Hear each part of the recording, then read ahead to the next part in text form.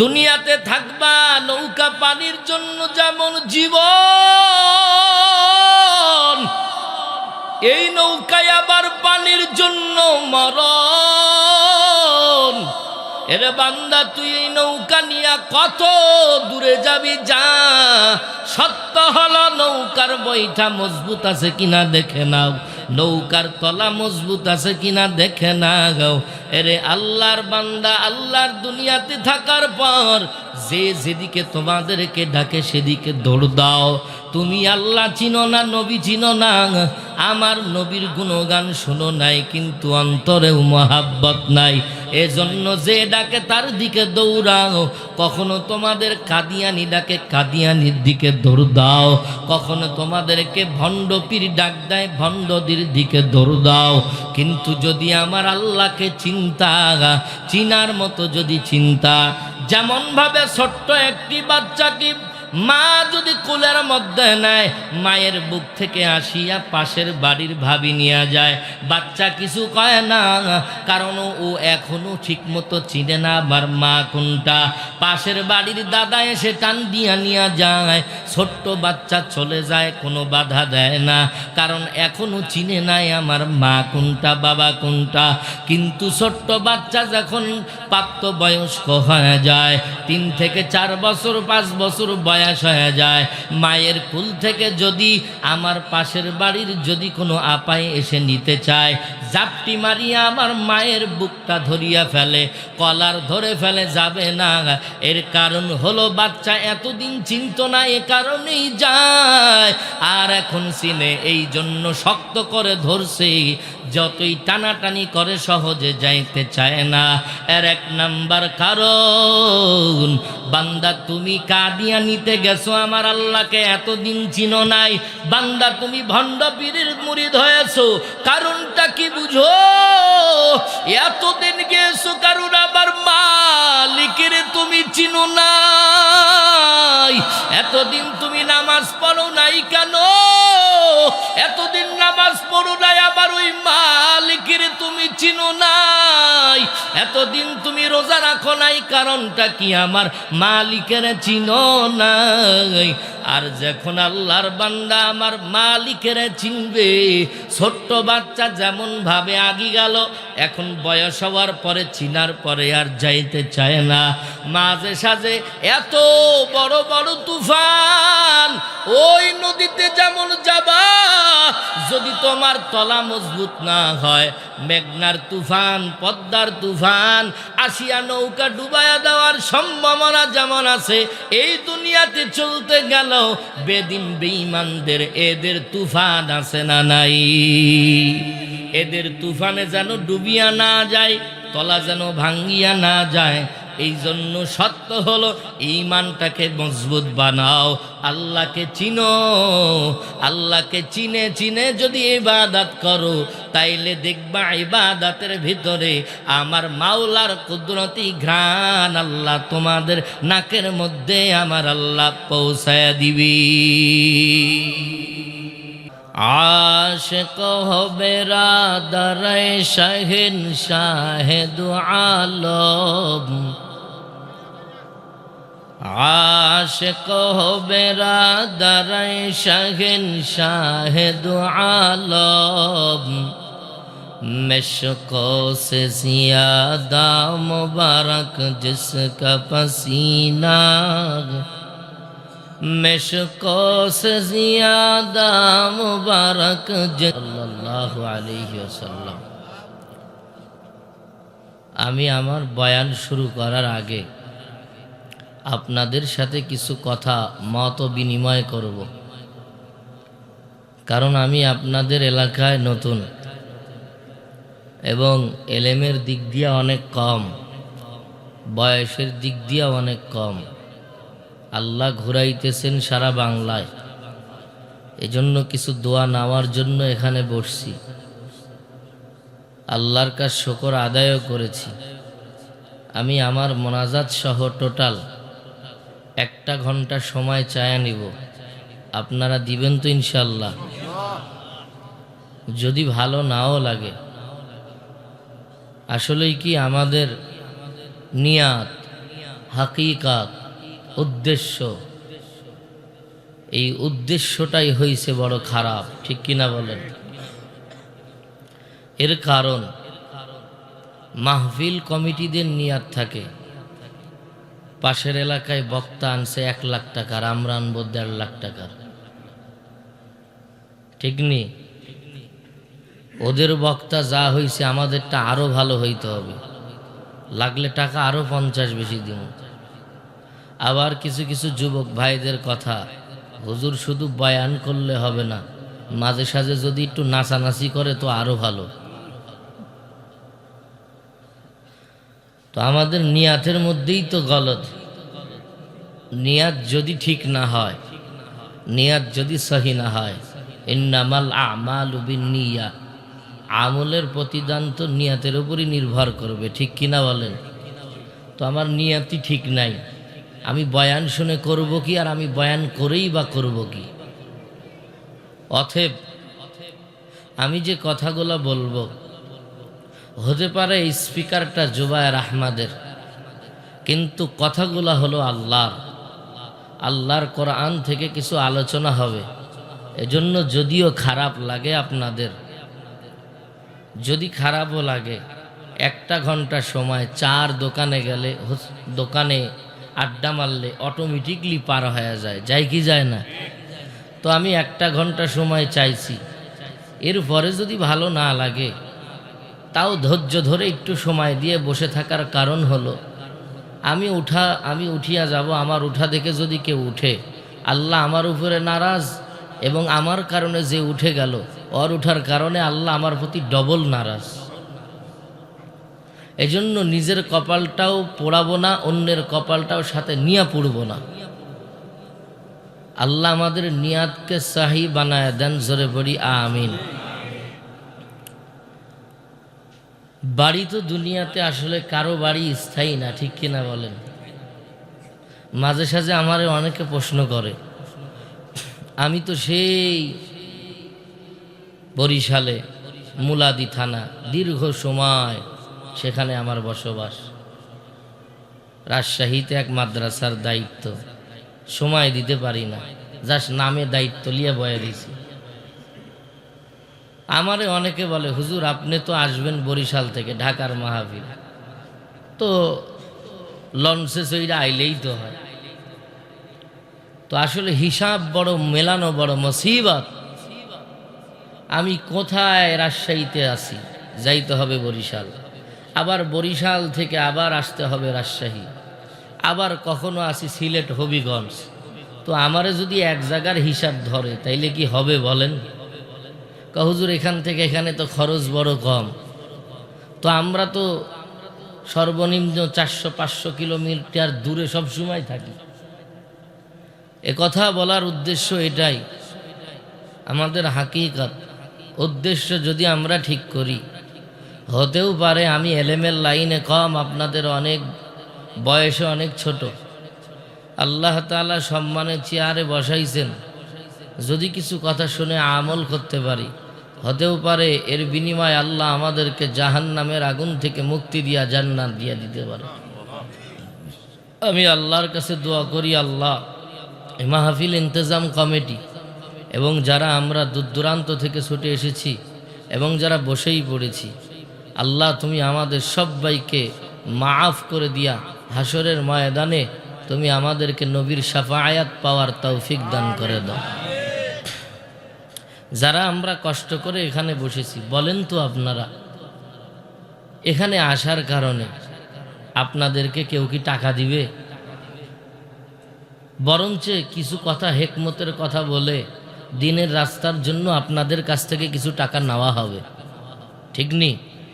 অনেকে গাড়ি ভাড়া দিয়ে আসছেন, আবার অনেকে হয়তো বা হেঁটে হেঁটে আসছেন, কষ্ট করে আসছেন কেন? এখানে আসছেন আল্লাহ ও আল্লাহর রসুলের পরিচয় পাওয়ার জন্য, কিছু শুনে আমল করার জন্য। এই জন্য নিয়াত যদি আমাদের সহি না থাকে, বড়ই ভেজাল। মানুষ তো আমরা মানুষ হইতে পারলাম না, এই মানুষগুলা যদি সবাই এখানে আমরা সুরাতে সব মানুষ, আমি জুবায়ের আহমদ সুরাতে মানুষ, কিন্তু আমার চলাফেরা, আমার আচার আচরণ, আমার জবানের আওয়াজ, আমার চলাফেরা, আমার কালচার একটা পশু ভালো, আমার চাইতে বড় খারাপ কেউ নাই। কেমনে?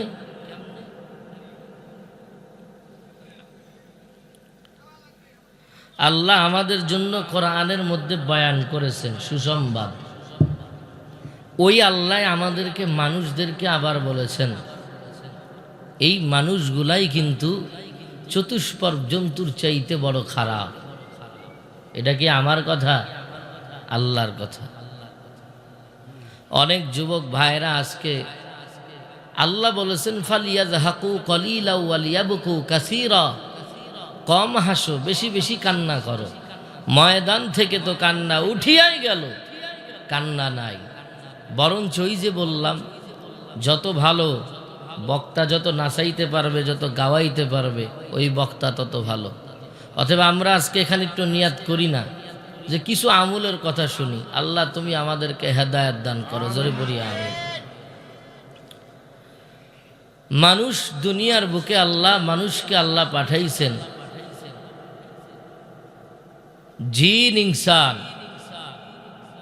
দুই শ্রেণীকে আমার আল্লাহ দুনিয়ার জমিনের মধ্যে যে পাঠাইছেন একমাত্র আল্লাহর ইবাদত করার জন্য। কিন্তু ওই আল্লাহ বলেন সাবধান, দুনিয়াটা বড় খারাপ জায়গা, বড় নাপাক। এই দুনিয়াতে কেমন কাদার ভিতরে একটা মাছ থাকে, চিনেননি আপনারা? অনেক সময় গুছির মাছ বলে না এইদিকে। তো এই মাছ থাকে কিন্তু গায়ের মধ্যে কাদা লাগায় না। মানুষ তুমি দুনিয়াতে চলবা, ফিরবা, খানা খাইবা, সংসার করবা, আল্লাহর ইবাদত করবা, কিন্তু দুনিয়া নামক নাপাক কাদা গায়ে লাগাবা না। যদি লাগাও আর দুনিয়ার মোহে পড়ে যাও তো তোমার ঠিকানা হবে জাহান্নাম। কারা জান্নাতি হবে, কারা জাহান্নামী হবে, এই বিষয়ে আল্লাহ তাআলা তো বলেন ইন্নাল আবরার লাফি নাঈম ওয়া ইন্নাল ফুজ্জার লাফি জাহিম। কার কথা এটা? তো জাহান্নামী হবা কেন? এত সুন্দর মানুষ জাহান্নামী হবা কেন?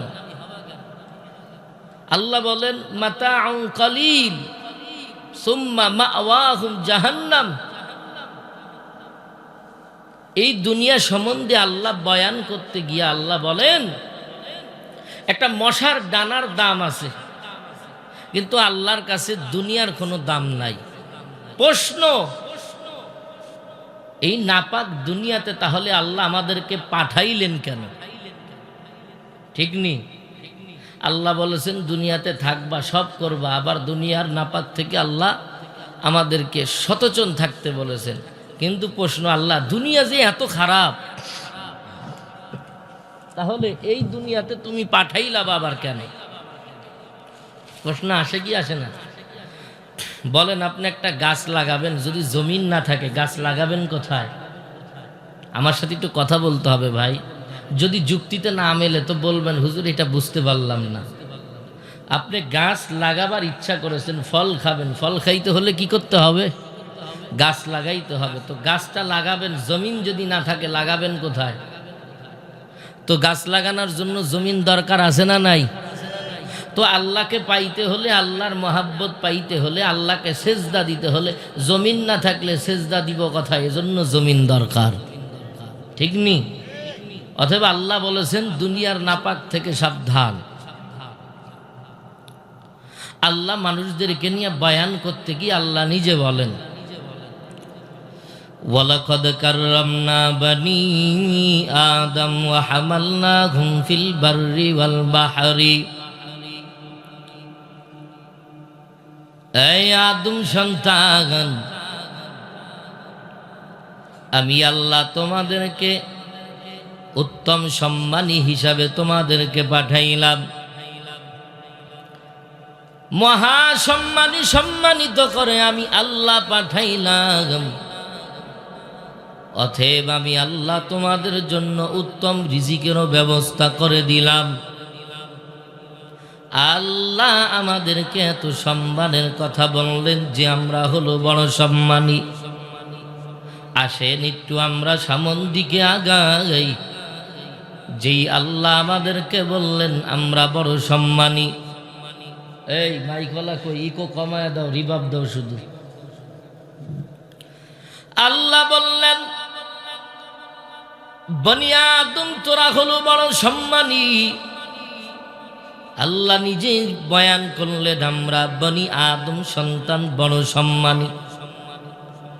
ভিন্ন আয়াতে আমার মালিক ডাক দিয়া বলেন ওয়ালাকাদ যারানা লিজাহান্নামা কাসীরাম মিনাল জিন্নি ওয়াল ইনসি লাহুম কুলুবুল লা ইয়াফকাহুনা বিহা ওয়ালাহুম আ'য়ুনুল লা ইউবসিরুনা বিহা ওয়ালাহুম আযানুল লা ইয়াসমাউনা বিহা উলাইকা কাল আনআম উলাইকা কাল আনআমি বাল হুম আদাল উলাইকা হুমুল গাফিলুন।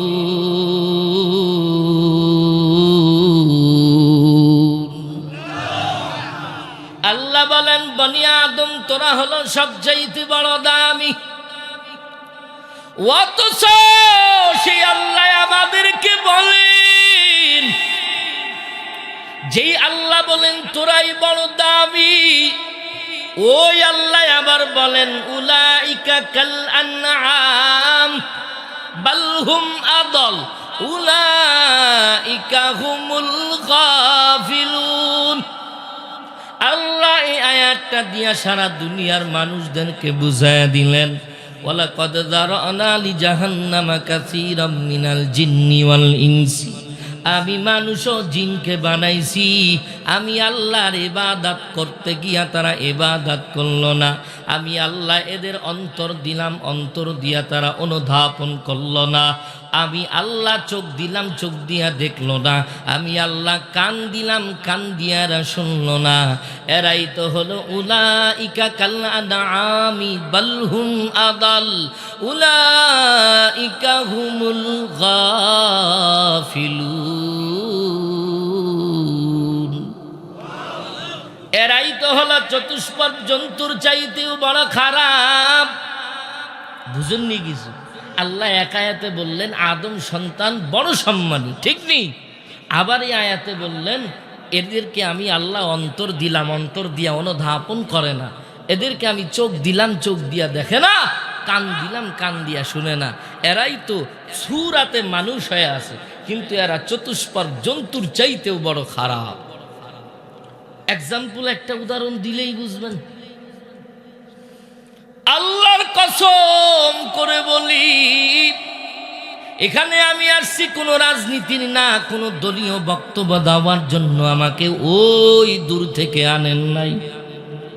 অতএব আমাকে এখানে এনে বসাইছেন কোনো রাজনৈতিক বক্তব্য দেওয়ার জন্য না, মানুষ যেন হেদায়েত পায়, হেদায়েতের কিছু কথা শোনার জন্য, বলার জন্য আনছেন। আরে ভাই, যদি হেদায়েত পাইতে হয়, আমরা মানুষরা কত নিকৃষ্ট হয়ে গেলাম।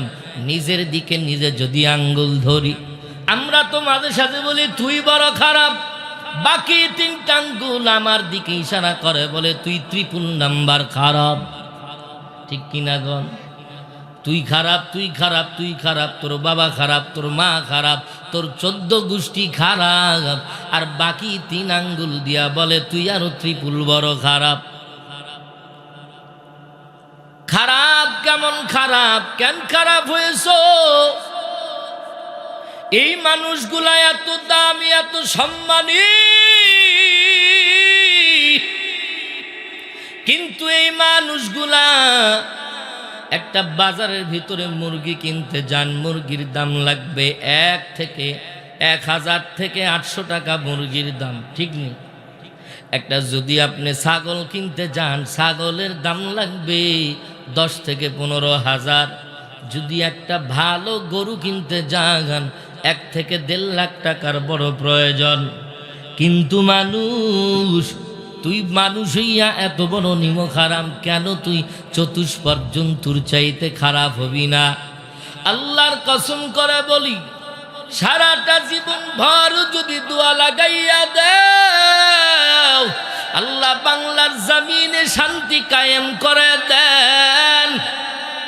সারাটা জীবন ভর দোয়া করবি আর দোয়া করবি, কিন্তু তুই নিজে খারাপ হলি যতদিন না পর্যন্ত তুই নিজে ভালো হবি না।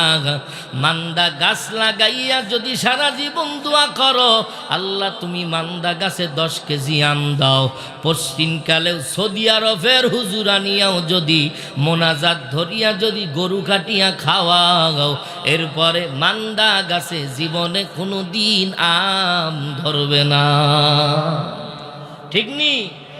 তুমি যদি কচু গাছ লাগায় যদি আল্লাহ কচু গাছে তুমি 10 কেজি আম দাও, আল্লাহ দিবে? তাহলে আগে কি করতে হবে? ভালো আম খাইতে হলে ভালো আমের গাছ লাগাও, এরপরে দোয়া করো। এই মানুষগুলা কেন আবার খারাপ হয়ে গেল? একটা মুরগির দাম 800 থেকে 1000, আর এই মানুষগুলা ভোটের দিন আগের রাতে বিক্রি হয় 500 টাকা। তুই তো একটা মুরগির চাইতে খারাপ, ঠিক নি? মুরগির দাম 1000, তুই বিক্রি হচ্ছে 800 টাকায়, তো তোর দাম রাখলি? একটা ছাগল কিনতে গেলে ছাগলের দাম 10 থেকে 15,000। তুই বনি আদম সন্তান হইয়া তুই তোর নিজের কেমনে বিক্রি করো 1000? তো তোর চাইতে তো ছাগল ভালো। ছাগলের দাম 15,000, তোর দাম 1000। একটা গরু কিনতে গেলে 1 থেকে 1.5 লাখ, কিন্তু তুই বনি আদম সন্তান মানুষ, তুই তোর নিজের বিক্রি করলি। একটা গাভীর দাম যদি হয় 1 থেকে 1.5 লাখ, আর তুই নিজে তোর নিজের বিক্রি করলি 1000 টাকায়, প্রমাণ করে দিলি আমি হলাম জাতির শ্রেষ্ঠ গাদ্দার, আশরাফুল মাখলুকাত হওয়ার পরও আমি বড় গাদ্দার। এজন্য গরুর দাম হলো 1.5 লাখ, আর আমি মানুষ হইয়াও আমার দাম 1000। চিল্লা বলেন ঠিক না বেঠি? অতএব নিজেরে নিজে যদি প্রশ্ন করাও, আমি আমার তেলাওয়াত কিন্তু আয়াতের দিকে এখন ঢুকব। আল্লাহর মহাব্বতে যদি একটু সময় দেন, কিছু সময় আল্লাহর মহাব্বতে কথা বলিয়া যাব। এই সারা দুনিয়ার মানুষকে আমার রব ডেকে কি বলেছেন? আল্লাহ নিজে কোরআনের মধ্যে বয়ান করিয়া বলেছেন, وَأَمَّا مَنْ خَافَ مَقَامَ رَبِّهِ وَنَهَى النَّفْسَ عَنِ الْهَوَىٰ فَإِنَّ الْجَنَّةَ هِيَ الْمَأْوَىٰ।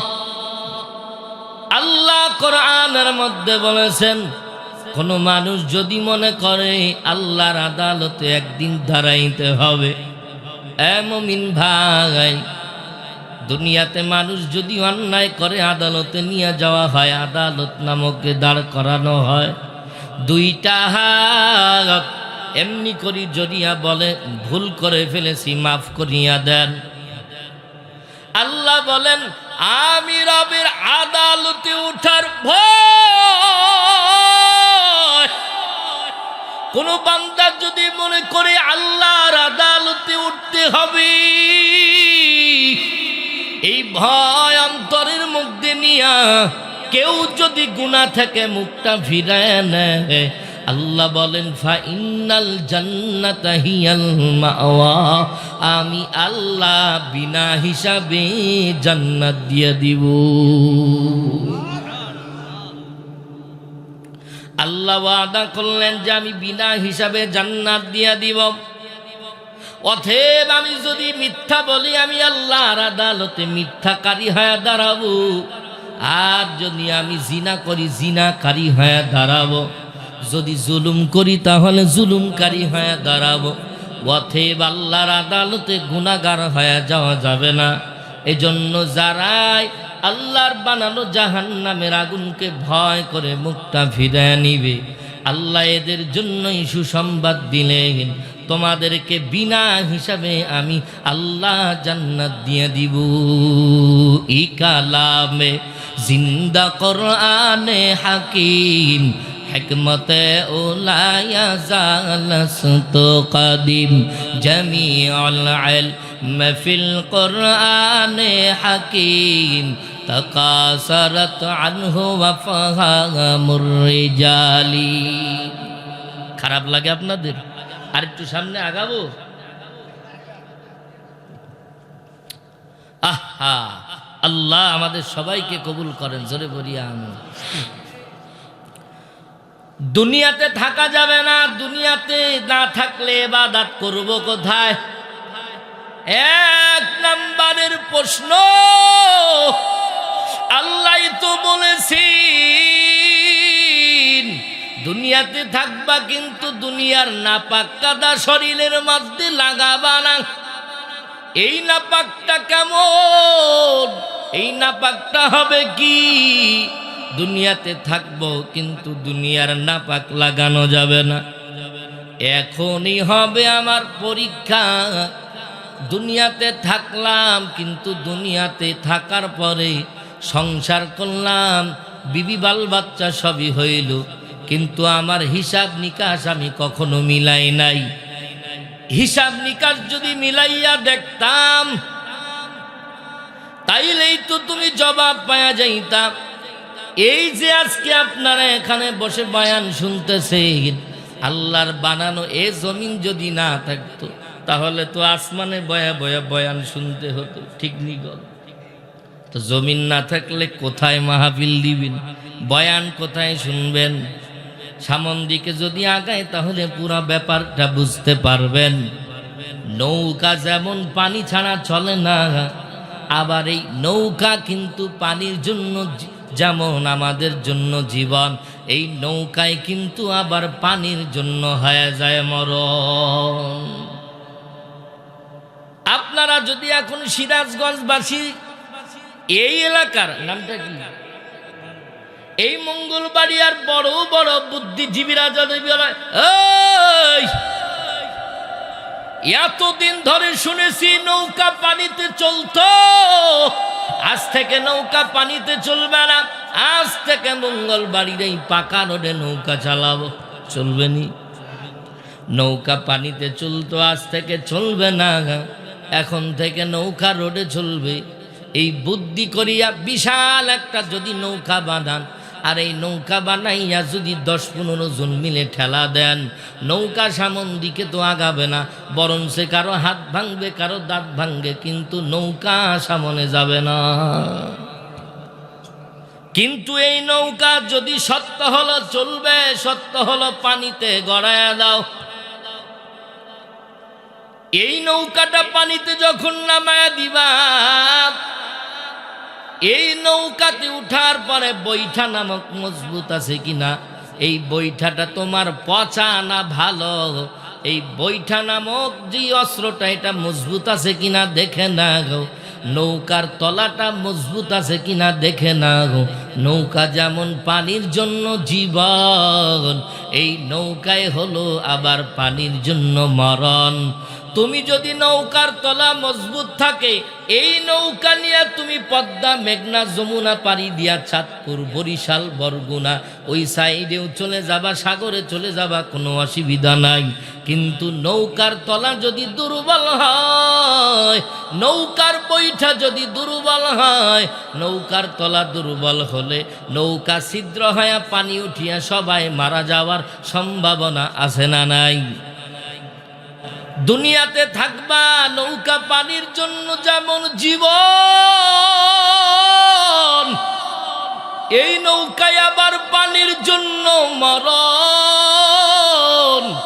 এরে বান্দা, তুই এই নৌকা নিয়ে কত দূরে যাবি যা। সত্য হলো নৌকার বৈঠা মজবুত আছে কিনা দেখে নাও। নৌকার তলা মজবুত আছে কিনা দেখে নাও। এরে আল্লাহর বান্দা, আল্লাহর দুনিয়াতে থাকার পর যে যেদিকে তোমাদেরকে ডাকে সেদিকে দৌড় দাও। তুমি আল্লাহ চিনো না, নবী চিনো না, আমার নবীর গুণগান শোনো নাই, কিন্তু অন্তরেও মহাব্বত নাই। এজন্য যে ডাকে তার দিকে দৌড়াও। কখনো তোমাদের কাদিয়ানি ডাকে, কাদিয়ানির দিকে দৌড় দাও।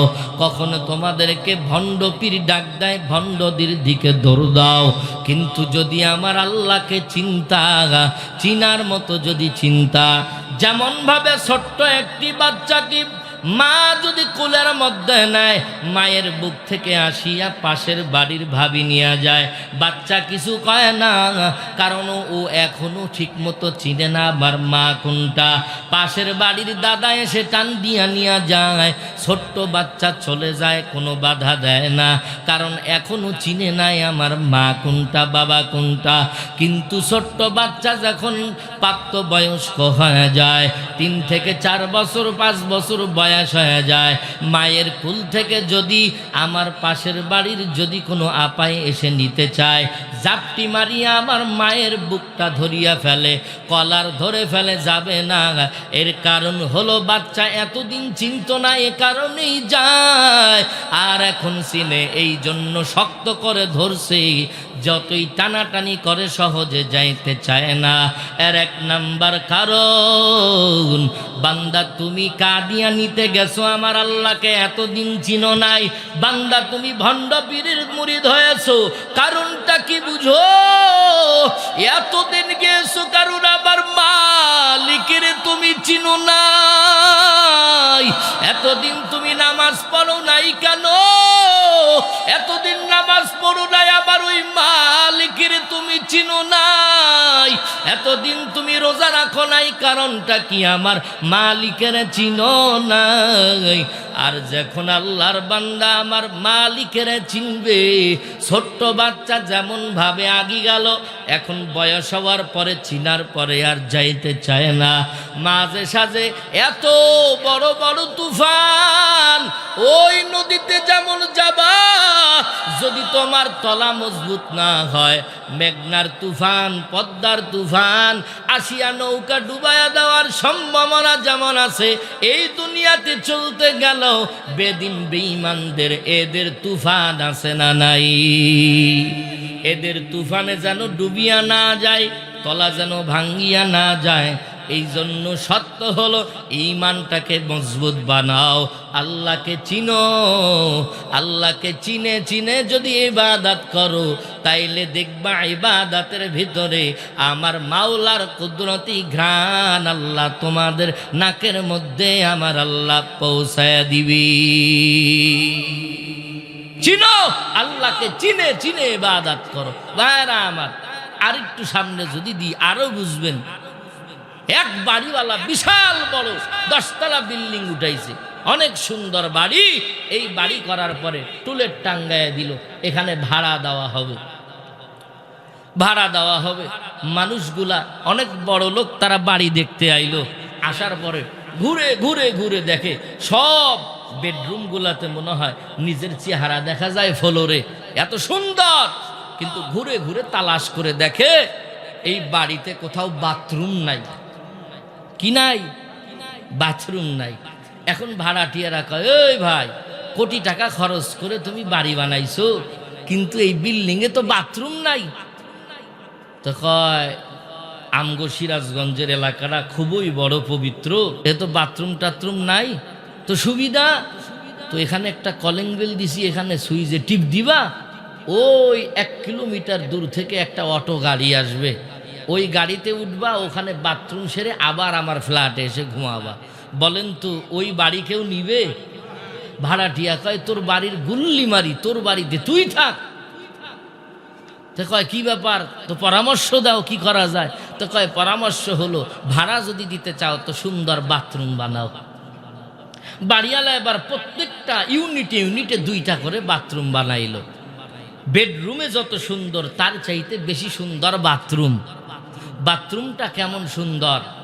বাথরুমে এখন গরম লাগে, ওখানে এসি লাগাইছে। আবার হুদায় বয়া বয়া থাইকা কি করবো, কোনো কাজ নাই তো টিভি লাগা। ওখানেই খবর। দেখেন না কিছু কিছু মূর্খ জাহেল, আল্লাহর নবী বলেন বাথরুমে যা ঢুকবা বাম পা দিয়ে প্রবেশ করো, হ্যাঁ ডান পা দিয়ে বের হও, দোয়া পরে ঢুকো, কাপড় কতটুক পর্যন্ত উঠাবা, এরপরে জরুরত ঢেলা কুলুপ ব্যবহার করবা। আল্লাহ রসুলের সুন্নাহ আছে না নাই? আর এই বেঈমানগুলা ওখানে যাইয়া টিভি সাইড আবার পত্রিকা পড়ে। তো এমন বাথরুম বেডরুমের চাইতে বড় আরাম, এই বাথরুমে সুন্দর এসি লাগাইলো। এরপরে কমেন্ট যেটা হলো, আমরা ওলামা একরাম ব্যবহার করতে সবসময়, অসুস্থ না হইলে সুস্থ মানুষ ব্যবহার করা কেমন নিজের মধ্যে একটু লাগে। এই যে কমোড চিনেননি আপনারা, বালতির মতো লাগায়া রাখছে। বলেন তো দেখি এসি টিভি ওই বাথরুমে কেউ কি ল্যাপ কম্বল গায়ে দিয়া ঘুমাবে? সাবধান, বাথরুম হলো জরুরত সারার জন্য, ঠিক কিনা বলেন? তো কোনো একটা গ্রামে যদি ঢাকা থেকে আসে, আমাদের অনেক গ্রাম প্রচলন এলাকা যেগুলা এখনো কিন্তু যেগুলা এলাকায় এই কমোড ফমোট এগুলা চিনে না, অনেক এলাকা আছে।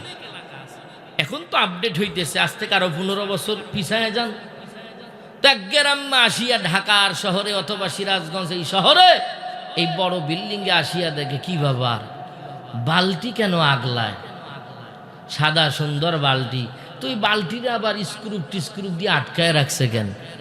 কারণ ও তো বাথরুম চিনে না। তো ওখানে কিন্তু বাথরুমের ভিতরে দেখবেন ফ্রেশ পানি থাকে, সুইচ টিপ দিলে ফ্রেশ পানি দেখা যায়। তো গ্রাম্মা যখন চিনে না এটা বাথরুম, তো বিসমিল্লাহ বলিয়া মগ দিয়া পানি তুইলা মাথায় দিছে। তো যখন মাথায় দিছে, যখন গন্ধ পানি নাকের গলায় আসছে, তখন বাথরুম বাথরুম ঘ্রাণ, তখন কয় কি ব্যাপার, বালতি রাখছে আগলায়, এখানে আবার বাথরুমের গন্ধ কই থেকে আইলো? কারণ ও তো চিনে না যে এটাই বাথরুম। বলেন তো দেখি, এত লক্ষ লক্ষ টাকা খরচ করে বাথরুম করেছে, ওখানে কি ল্যাপ কম্বল গায়ে দিয়া ঘুমাবে? শুধু ঢুকবা, জরুরত সারবা, তোমার কাজ শেষ, বাথরুম ব্যবহার করা শেষ, জরুরত শেষ, বাস সেফ হয়ে যাও। ঠিক দুনিয়াতে তুমি তোমার জরুরত সারবা, সংসার বাজার ঘাট সব কিছু করবা, করার পরে নিজেকে সাবধান রাখবা। বাথরুমে যখন যাবা, তোমার কাপড়ে যেন কোনো নোংরা না লাগে, ময়লা না লাগে। ময়লা লাগাইলে যেমন সাবান দিয়া ধুতে হয়, ঠিক দুনিয়ার বুকে তুমি চলাফেরায় যদি কোনো ময়লা লাগে তোমার নফসে, তাহলে আল্লাহর নামের জিকির দিয়া ময়লা ধাও। এজন্য দুনিয়া আমাদের হলো ক্ষণস্থায়ী। আল্লাহ তুমি এই দুনিয়ার মায়া থেকে তুমি আমাদেরকে হেফাজত করো, জোরে বলিয়া আমিন। ভাইরা আমার, তাহলে দুনিয়া আমাদের জন্য কেমন? এই দুনিয়াটা আমাদের জন্য বড় আপন না রে মুমিন। হাসরের মাঠ এমন একটা দুনিয়া আল্লাহ আমাদের জন্য রেখেছে, যেই দুনিয়াতে যাবি, যেই দুনিয়া শুরু হবে, অনন্তকাল অনন্তকাল ওই দুনিয়া চলবে, কিন্তু ওই দুনিয়ার শেষ কখনো হবে না। আল্লাহ বলেন বাল তুসিরুনাল হায়াতাদ দুনিয়া ওয়াল আখিরাত, দুনিয়ার সাথে আমার আল্লাহ মৌতের কথা ব্যবহার করেছেন, আর আখিরাতের সাথে আমার আল্লাহ বলেন ওয়াল আখিরা, যেখানে শুরু হবে আর কোনো শেষ নাই। এই জন্য ওই পরকালে যাওয়ার জন্য আমাদের সবাইকে তৈয়ার হতে হবে। আল্লাহ আমাদের সবাইকে তৈয়ার হওয়ার তৌফিক দান করেন, জোরে বলি আমিন।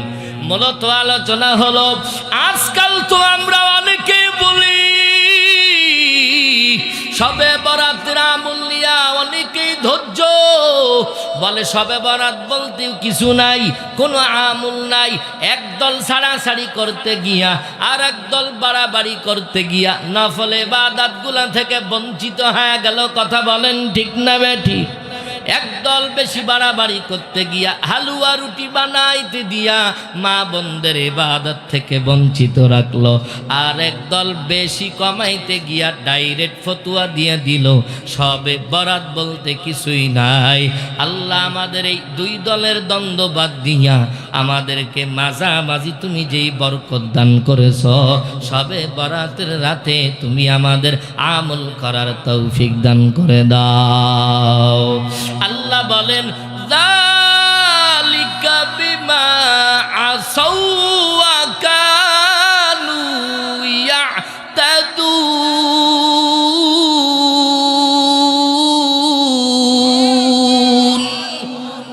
আল্লাহ তাআলা নিজেই ডাক দিয়া বলেছেন, কোন মুমিন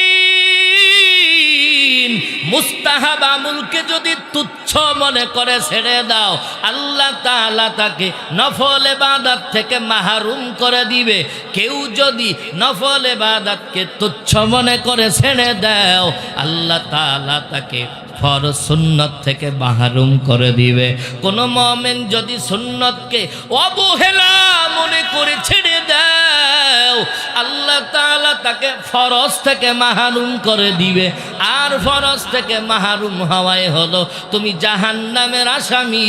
এর জন্য কেউ যদি বলে মুস্তাহাব আমল দরকার নাই, নফল আমল দরকার নাই, এ মৌলভী সাহেব মুস্তাহাব দরকার নাই, নফল দরকার নাই, ব্যাপারটা যদি ভেঙে বলতেন কিছু কিছু আমল আছে যেগুলা করলে সওয়াব, না করলে কোনো গুনাহ নাই। আপনার কাছে আমার কিয়ামত পর্যন্ত প্রশ্ন থেকে গেল, নফল ইবাদত করে লাভ নাই। আরো কিছু কিছু বক্তা তো বলেই ফেলেছে, এরে বান্দা বেশি কাঁদবি না, কম হাসো, বেশি বেশি কান্না করো। বেশি বেশি কান্নার কথা বলেছেন আমার দয়ার নবী, আর বেশি বেশি কান্নার কথা বলেছেন আমার আল্লাহ।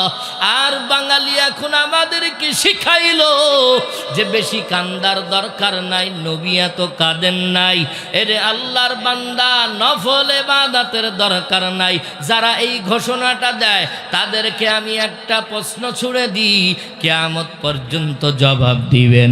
আমার মায়ার নবী, রহমতের নবীর কি গুনাহ আসেনি?